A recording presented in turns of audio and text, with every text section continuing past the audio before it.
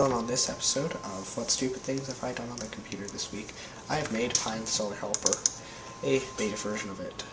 So this is a GUI tool that compiles Python programs to exe using Pyinstaller. So there's all the typical file options. Pyinstaller settings will show you the version, and you can update or install it.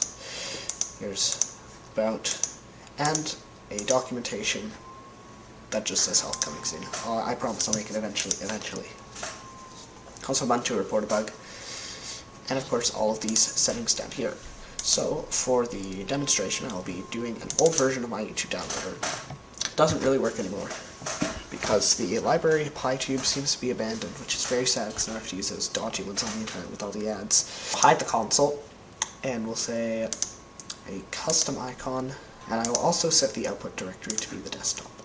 Now let's go and compile it. So I can generate the command only, which opens this box, or I can go and compile the whole thing.